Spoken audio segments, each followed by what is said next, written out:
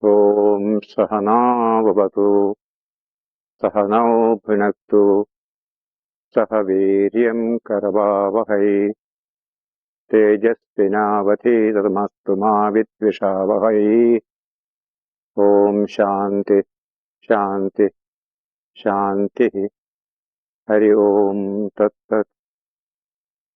This is called Shanti Mantra, peace chant, taken from the Upanishads. At the beginning of study, generally this and a few other verses are sung. It means Om Sahana Vavatu. Let the Divine protect both of us, students and teacher. Sahanau Bhunaktu. Let us be nourished by the Divine. Sahaviryam Karavavahai. Let us achieve tremendous strength and energy through this study. And Tejasvinau Athitamastu. Let us become enlightened by this study. Ma Vidvishavahai. Let us not hate each other, but only love each other. Om Peace, Peace, Peace.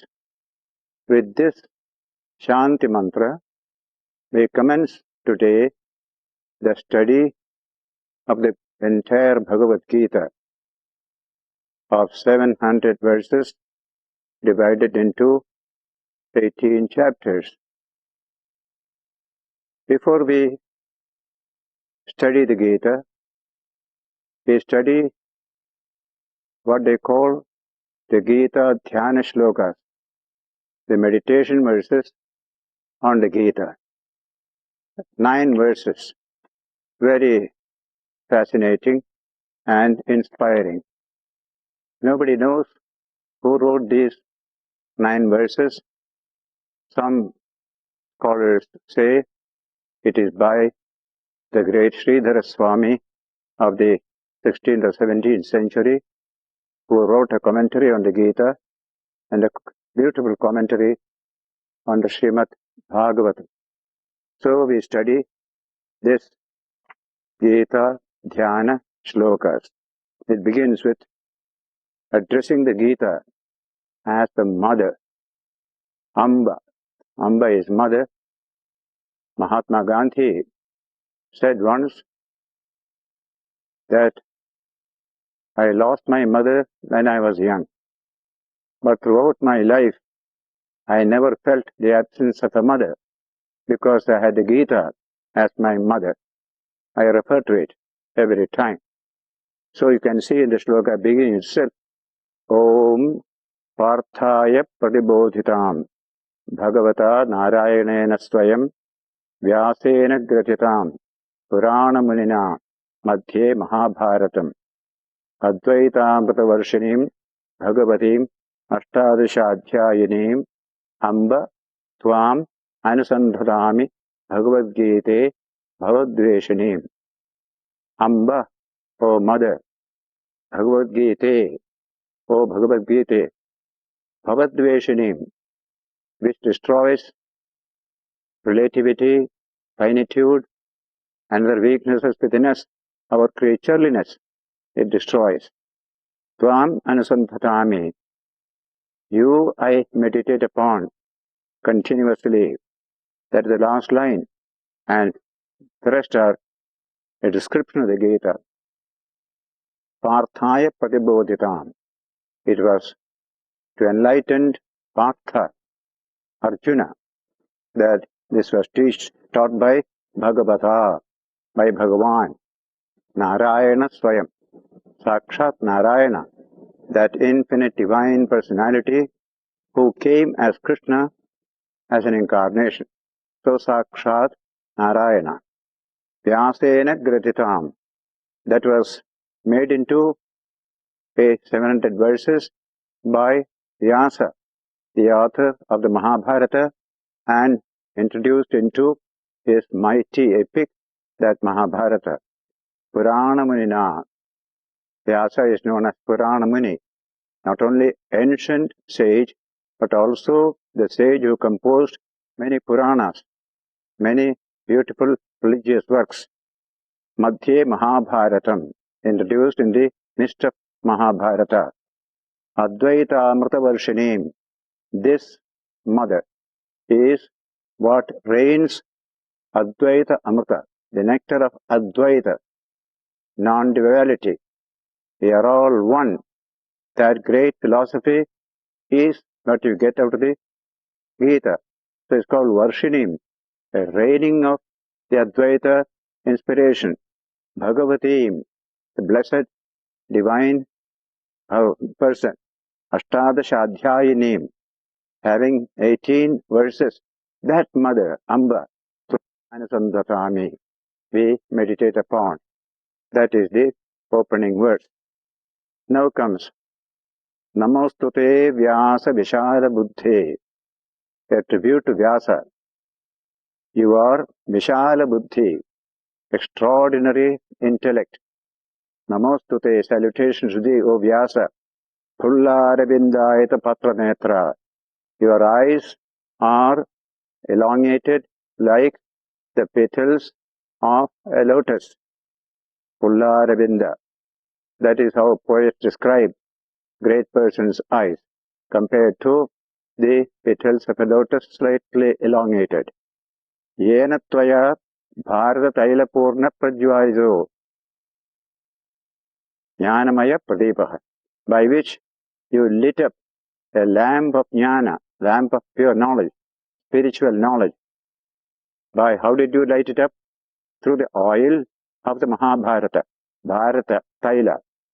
In that oil of Mahabharata is this wonderful lamp, jnana. Yena tvaya bharata taila purna prajvaliso jnanamaya pradeepaha. Pradeepa means the light, and jnanamaya consisting of knowledge, full of knowledge, high knowledge. That is the service Vyasa has done to all humanity. Vyasa is highly praised in India.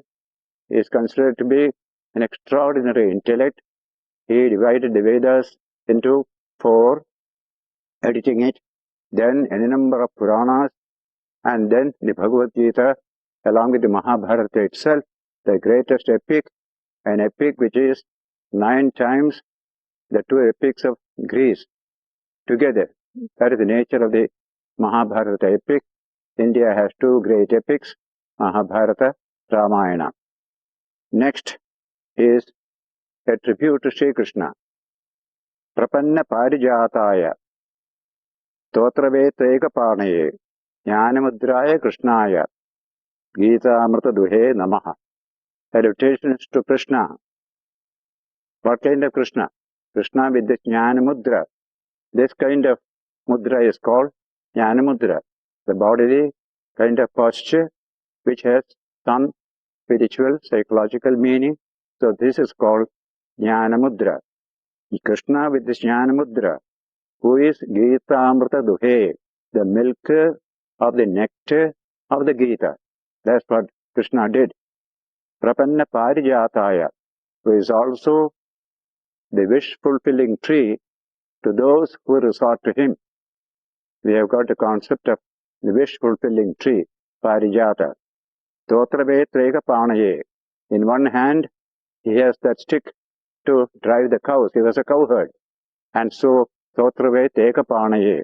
Jnana Mudraya Krishnaya, Gita Amrita Duhe Namaha. This is a beautiful idea. Jnana Mudra.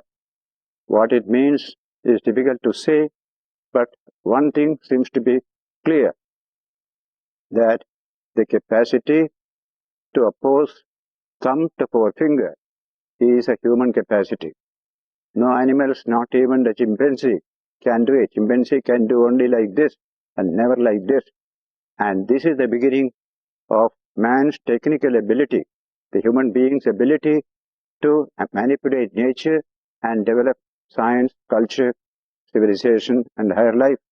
And so, this is considered to be the symbol of all jnana. And they don't make a distinction between physical knowledge and spiritual knowledge. Knowledge is one. It's a continuous pursuit. Therefore, Jnana Mudraya, Krishnaya. Many of the images in temples of great gods or the Divine Mother, you will find the same Jnana Mudra. And this is highly commended in all our spiritual literature. Then, Sarvo Upanishado Gavo, Dogdha Gopala Nandanaha, Partho Vatsa, Suthir Bhokta, Dugdham, Gita Amritam, Mahat. Now comes a very beautiful analogy. All the Upanishads considered as a cow, Krishna as the milkman, Arjuna as the calf, and the milk drawn is the nectar of the Gita, and it is meant for the good people of the world to nourish them spiritually. Sarvo Upanishado Gavo. Gavo is the word for cow. Dogdha, milkman. Duhu, to milk. Dogdha. Gopala Nandanaha, that cowherd boy. Gopala Nandana. Partho Vatsa. Arjuna is the calf. The calf drinks the milk a little. Then as it starts flowing, calf is tied away and milk is taken. Suthir Bhokta, the good people of the world, they are the drinker of this milk. And what is that milk?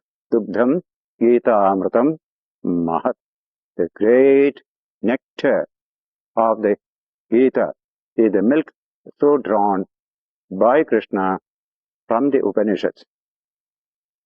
Vasudeva Sutam Devam Kamsa Chanura Mardanam Devaki Paramanandam Krishnam Vande Jagadgurum. The last line says, Krishnam Vande Jagadgurum. I salute Krishna, the teacher of the world, Jagadguru, not teacher of a sect, not teacher of a small number of people, but the whole world, humanity. Krishna kept humanity in view. So it's called Jagadgurum. Devaki Paramanandam, who is the blissful son of Devaki. He gave great joy to his mother, Devaki. Devaki, the joy of Devaki is Krishna.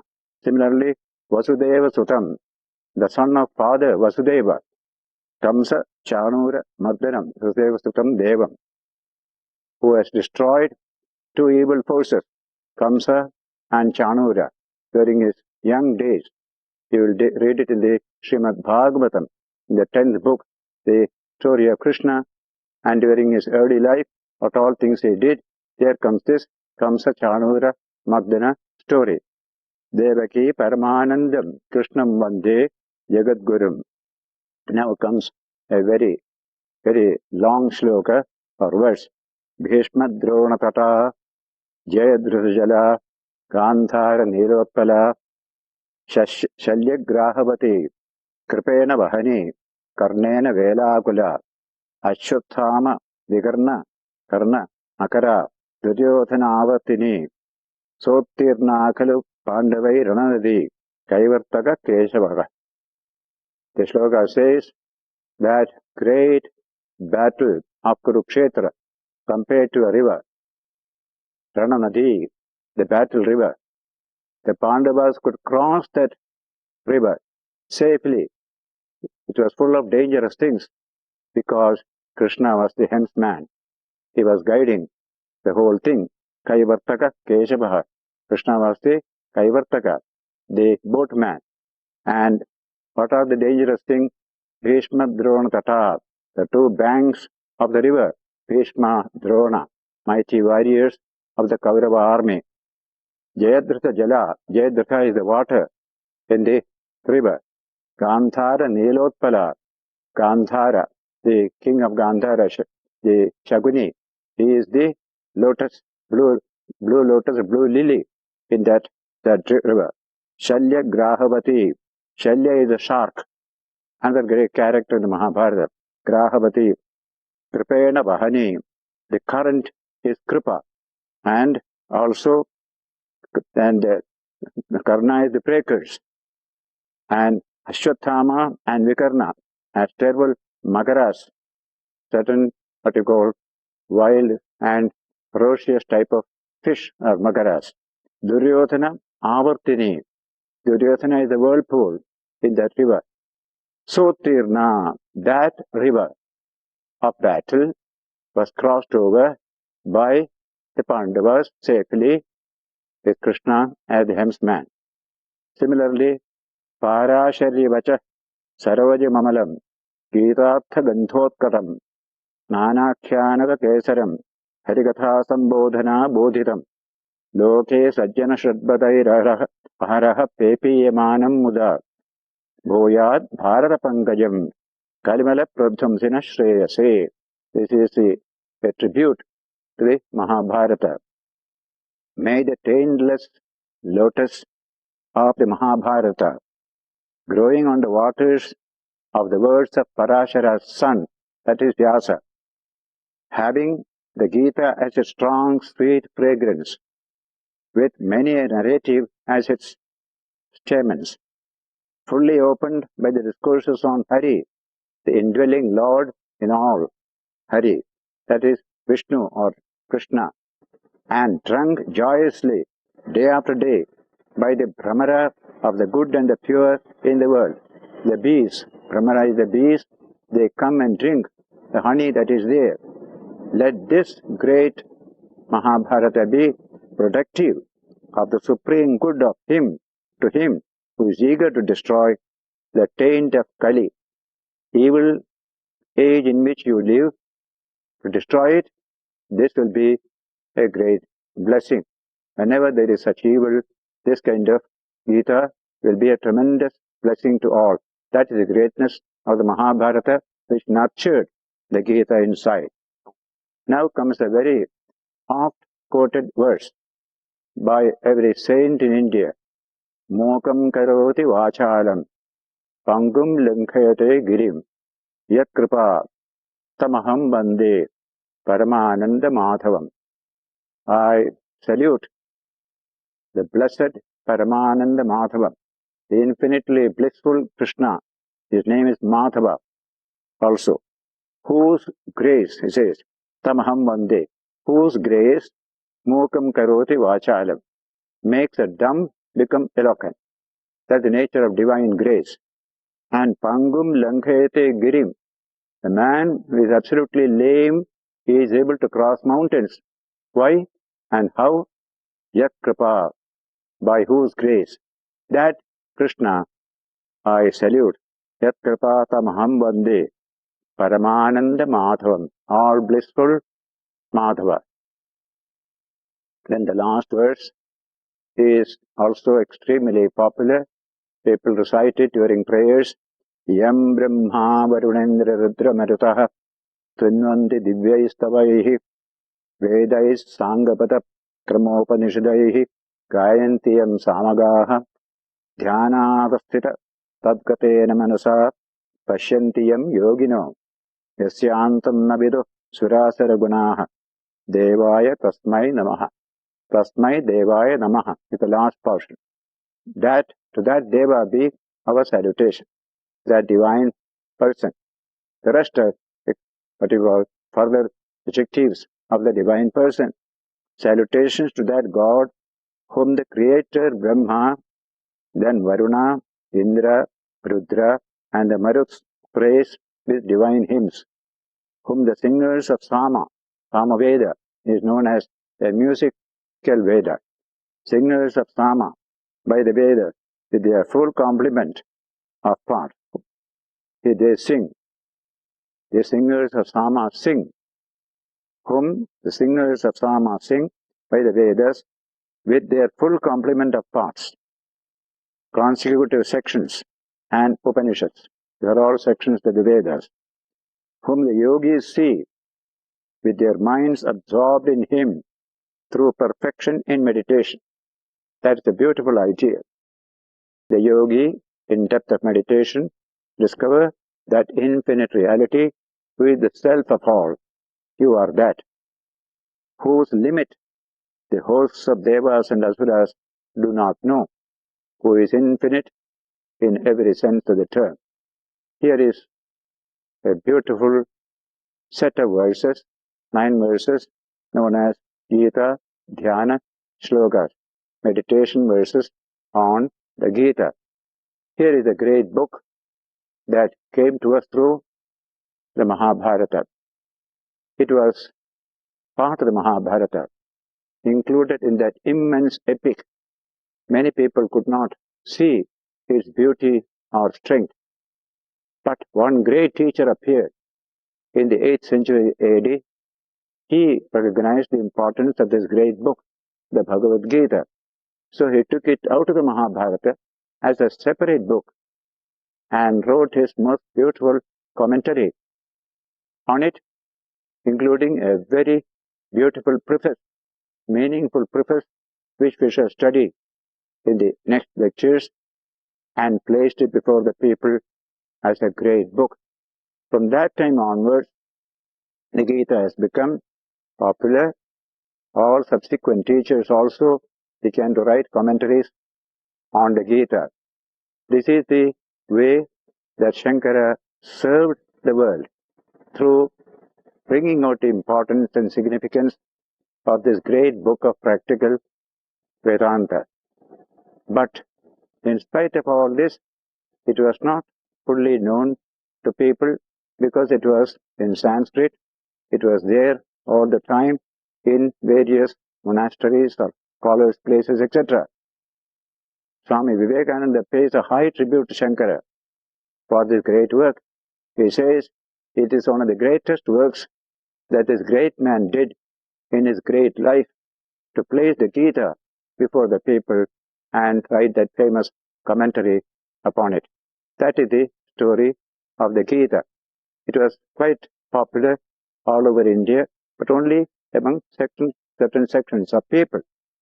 In the modern period, the Gita got a wider audience when it became translated into the English language by Sir Charles Wilkins of the East India Company in the 18th century. He was a Sanskrit scholar. So he translated the Gita. That is the first translation. And Warren Hastings was the first British Governor General in India. He wrote an introduction to that translation by Sir Charles Wilkins.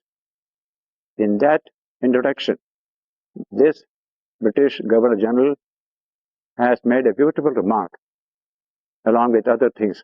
He said, long after the British Empire has ceased to exist and the sources of its wealth and power are lost to remembrance, writings such as the Gita will continue to inspire generations of men and women. What a prophetic utterance it is. Today, British Empire is no more, but the empire of the Gita is expanding everywhere. The next great writer who made the Gita popular in the West through English was Sir Edwin Arnold, and the title of his book is marvelous, The Song Celestial. That is the exact meaning of the word Bhagavad Gita. Gita means song, good to sing. And whose song? Bhagavad song, divine song.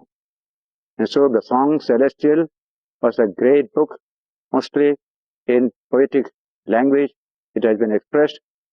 Sir Edwin Arnold was in India. He understood Sanskrit, and so he published that book. And that book has undergone a few hundred, nearly 100 editions, you can say. It's the Song Celestial. He also wrote on Buddha, the famous book, The Light of Asia, which also inspired many scholars in the Western world. And that is how in the modern period, the Gita began to be translated, and today in many languages, including Russian, Indonesian, etc., you get the Gita. It's a universal book. It was meant to be universal because it was taught by a universal mind, that is Sri Krishna. Two great characters come here, Krishna, Arjuna. And for the first time you get a book which is centered in a battlefield, conversation between Krishna and Arjuna in the midst of a battlefield full of tension all round, and there a profound philosophy, not of war and violence, but how to develop this human being, how to bring out the profound possibilities that are within him or her. That's the main subject of the Bhagavad Gita. And this was very much considered to be practical Vedanta. We have the Upanishads containing profound truths. They are truths, not opinions, not dogmas. Truths which were discovered by sages and which you also can discover. That's why they are called truths. Anybody can discover. Therefore, such profound truths are there in the Upanishads. First and the most important truth is that each one of us has a divine spark within us. We are essentially divine. That is the central truth of the Upanishad. Penetrating this human system from the skin inward, in the depth dimension, they discovered the spark of the divine, the light of God. Everyone is essentially divine. Based upon this central truth, if everyone is divine, how shall we live in this world? How shall we work in this world? How can I establish relations with other people? All these questions come. The Upanishads had no time to deal with these practical implications of their great truth. Then comes Sri Krishna, a little later age. He brings out these practical implications. That is what you call the Bhagavad Gita. Vivekananda called it the best commentary on the Upanishads. In every chapter towards the end, you will find a colophon describing the chapter. Iti Srimad Bhagavad Gitasu Upanishatsu Te Brahma Vidyayam Yoga Shastre Shri Krishna Arjuna Samvade. This is a Brahma, what you call Vidya, knowledge of ultimate reality, and its practical implication, Yoga Shastra, science of yoga, the practical implication of that Brahma Vidya, coming through a conversation between Krishna and Arjuna. That's the nature of this great book. Bhagavad Gita says chapter after chapter. Practical Vedanta. Now, in the second chapter, Krishna expounds that practical Vedanta which is universal in scope. Normally, religion is something otherworldly to many people, all meant for ascetics living in the forest, and the worldly man is worldly. He may have some piety and nothing more.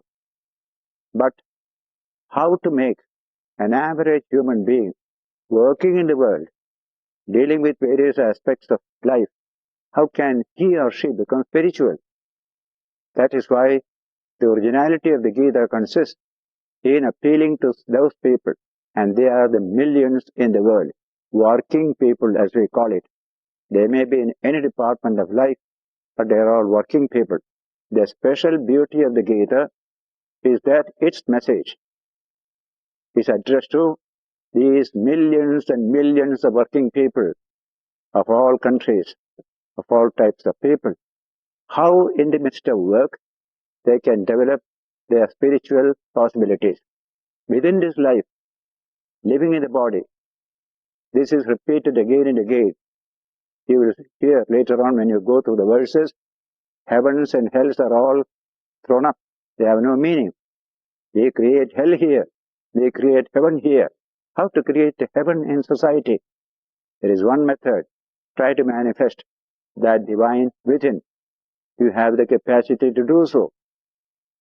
Our science today, neurology tells us, the human being has been endowed by nature.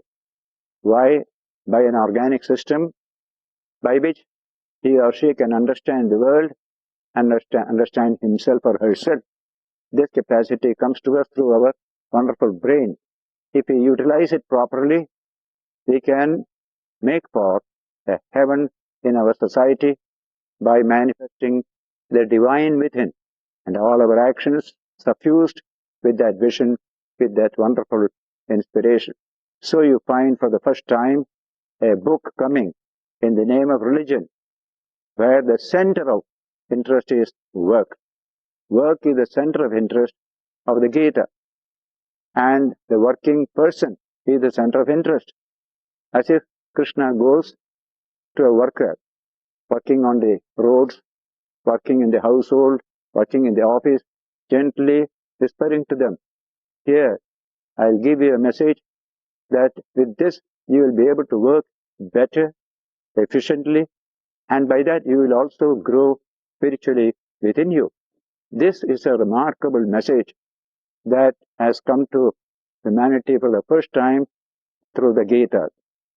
Generally, religious books are centered man at worship, man at meditation, man in samadhi, all they are doing some ritual or ceremony. That's what we see. But in this book, we are dealing with the human being at work. That during that work, and as a worker, he or she can work better, more efficiently, and also achieve his own or her own spiritual growth. This combination is what is called by a short name in the second chapter, yoga. This is yoga as expounded in the Gita. This is not like any other yoga. We have got many other types of yoga. But the yoga expounded in the Gita is that by which you work, and by your work you enrich society. By your work you also grow spiritually. That's why a beautiful definition is given later on. Yoga karmasu kaushalam. Yoga is efficiency in action. A double efficiency, productive and spiritual. And so we have in this book the philosophy of practical Vedanta. It was with us for centuries together, but we didn't utilize it properly. The way India utilized the Gita is something very unfortunate. We worshipped it, we honored it, we committed it to memory, but we never tried to live it, practice it. It is meant for practice. We did not do it. We just read in the Geeta Dhyanas shlokas. Gita is the milk drawn by Krishna from the cow of the Upanishads. That milk is meant to be drunk. But we did everything with milk except drink it. We worshipped it, put it on the head, honored it, everything. But we didn't drink it.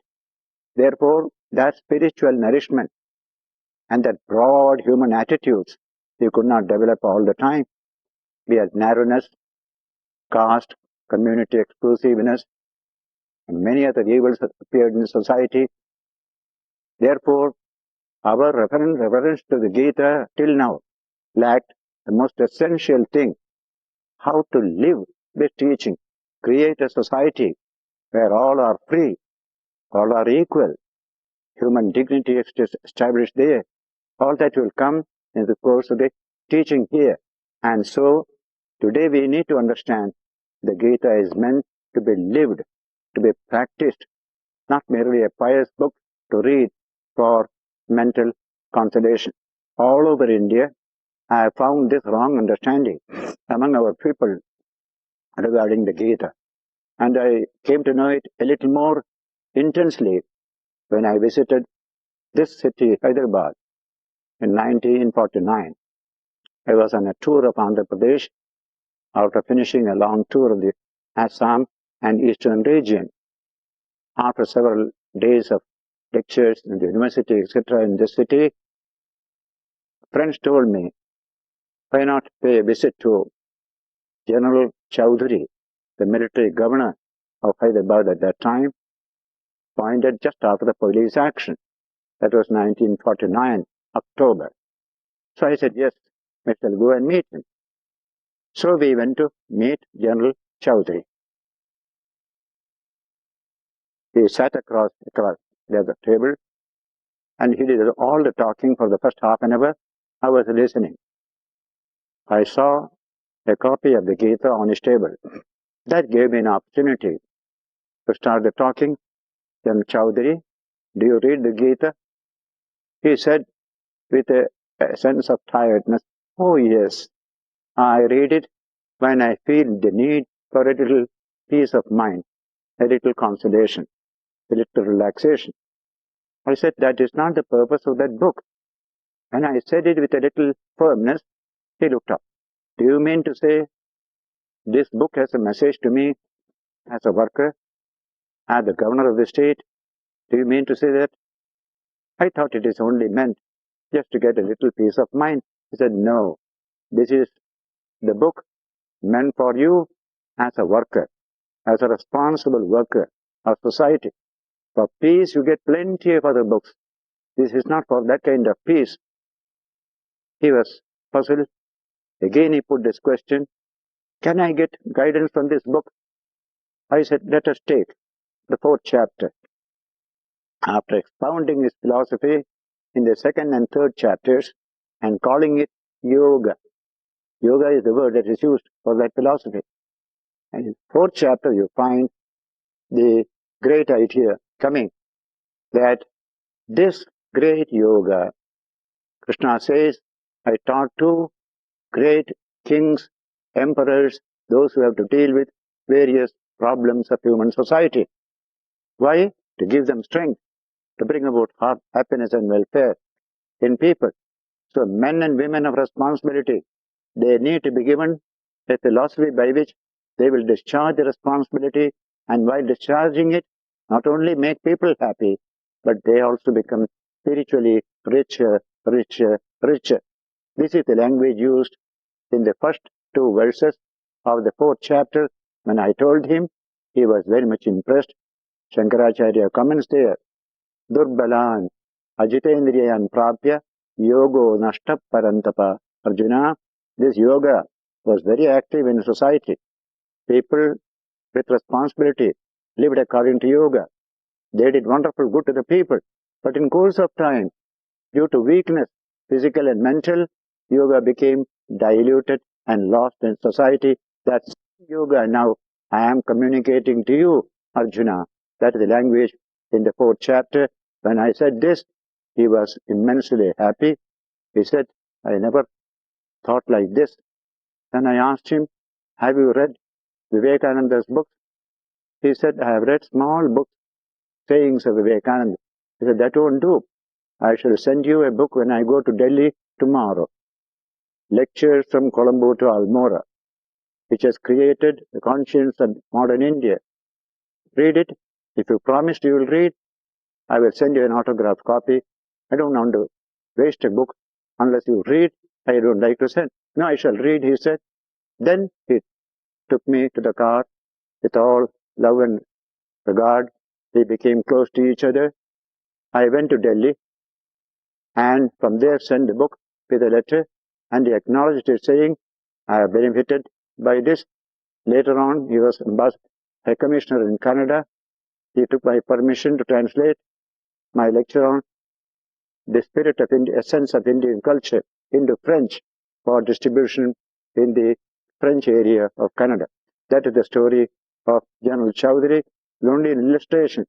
All over India, people high and low always thought, whenever you are tired and you are depressed, take the book and read like a pious book.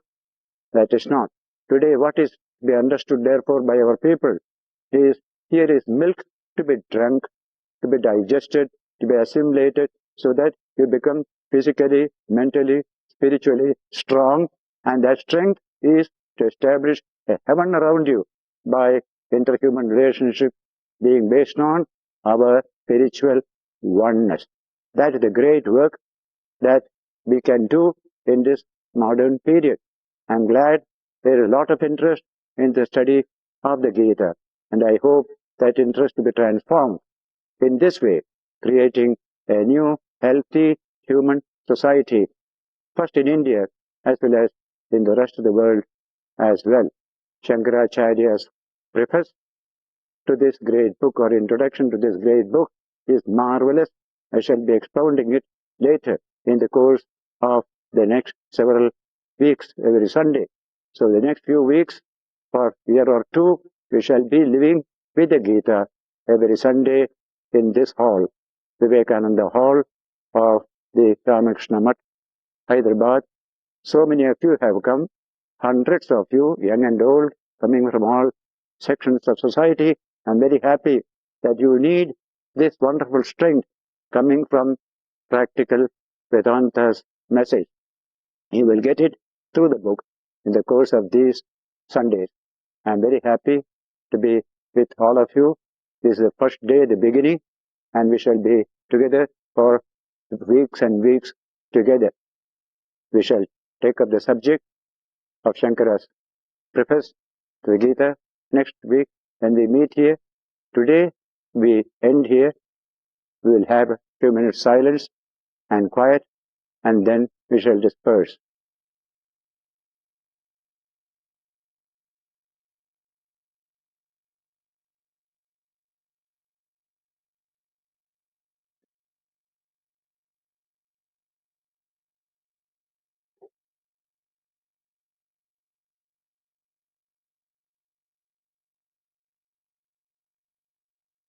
Vasudeva Sutam Devam Kamsa Chanuramardanam Devaki Paramanandam Krishnam Vande Jagadgurum.